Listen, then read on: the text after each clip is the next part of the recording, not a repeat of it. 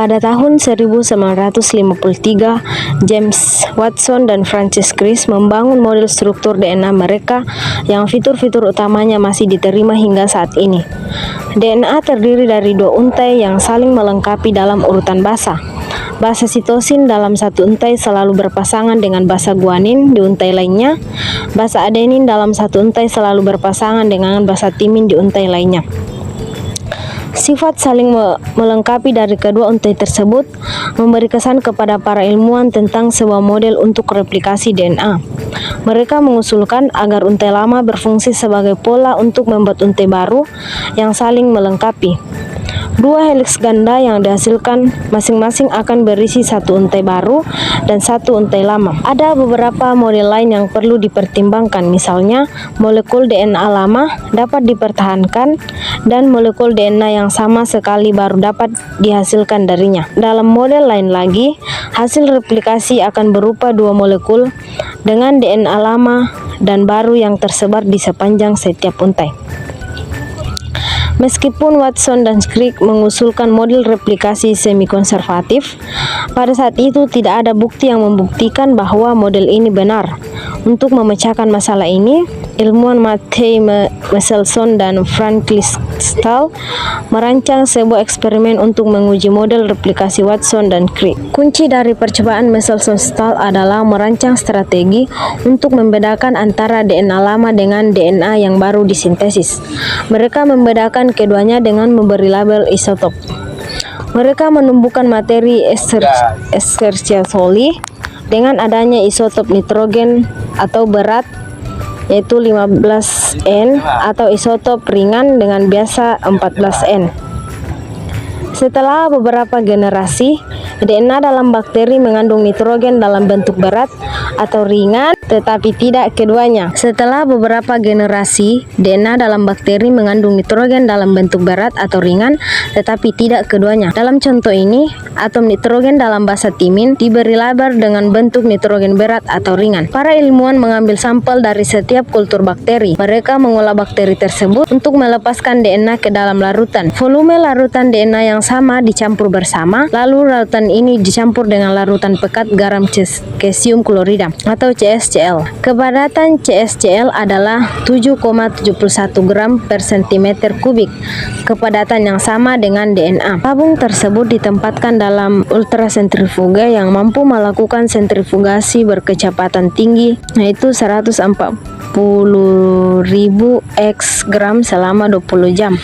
Pada kecepatan tinggi ini, ion cesium memiliki kecenderungan untuk mengendap di bagian bawah tabung, membentuk larutan dengan kepadatan lebih tinggi di bagian bawah dibandingkan dengan bagian atas. Zat-zat lain seperti DNA bergerak ke posisi di dalam tabung yang sesuai dengan kepadatannya sendiri. DNA dengan isotop nitrogen berat bermigrasi lebih jauh ke bawah tabung daripada DNA ringan. Dengan teknik pemisahan DNA berat versus ringan yang telah ditetapkan, para ilmuwan menguji hipotesis replikasi semi-konservatif. Mereka pertama-tama menumbuhkan E. coli selama 14 generasi dalam media dengan 15N dalam bentuk NH4Cl sebagai satu-satunya sumber nitrogen. Menumbuhkan bakteri selama beberapa generasi memastikan bahwa semua DNA akan diberi label dengan nitrogen berat. Pada saat ini, mereka mengisolasi sampel bakteri pertama menyiapkan DNA dan menambahkan CSCl untuk sentrifugasi. Pada saat yang sama, beberapa bakteri dipindahkan ke medium ringan atau 14N dan dibiarkan terus tumbuh. Sejak saat itu, DNA yang baru direplikasi akan dibuat dengan bentuk nitrogen ringan. Mereka menyebut generasi sampel pertama mereka sebagai 0. Setelah dipindahkan ke medium ringan, sampel diambil setiap 20 menit, yang merupakan waktu generasi bagi sel E. coli yang tumbuh pada suhu optimal. DNA dari sampel disiapkan untuk sentrifugasi berkecepatan tinggi. Michelson dan Stahl menemukan hasil berikut. Pada generasi 0, semua DNA berada dalam bentuk berat. Setelah satu generasi, DNA tidak lagi berat atau ringan, tetapi memiliki kepadatan sedang. Setelah 2 generasi, setengah dari DNA tersebut ringan dan setengahnya lagi sedang. Setelah beberapa generasi berikutnya, lebih banyak DNA berada dalam bentuk ringan dan lebih sedikit dalam bentuk sedang. Generasi 0 hingga 2 menyediakan informasi yang cukup untuk menentukan model replikasi DNA mana yang benar. Pertimbangkan kemungkinan replikasi konservatif. Menurut model tersebut, setelah satu generasi, setengah dari DNA akan menjadi ringan dan setengahnya lagi akan menjadi berat. Akan tetapi, hasil eksperimen menunjukkan bahwa semua DNA sebenarnya berada dalam bentuk antara, sehingga kita dapat menolak model replikasi ini. Pertimbangkan kemungkinan replikasi dispersif. Menurut model tersebut, setelah satu generasi, semua DNA akan berada dalam bentuk antara yang memang konsisten dengan hasil eksperimen. Dalam model tersebut, setelah 2 generasi, semua DNA akan berada dalam bentuk yang lebih ringan. Akan tetapi, hasil eksperimen menunjukkan bahwa setengah dari DNA sebenarnya berada dalam bentuk antara, sehingga kita dapat menolak model replikasi ini. Pertimbangkan kemungkinan replikasi semi-konservatif. Terakhir, menurut model tersebut, setelah satu generasi, semua DNA akan berada dalam bentuk antara yang konsisten dengan hasil eksperimen. Dalam model tersebut, setelah 2 generasi, setengah dari DNA akan berada dalam bentuk antara dan setengahnya lagi akan berada dalam bentuk yang lebih ringan yang juga konsisten dengan hasil eksperimen.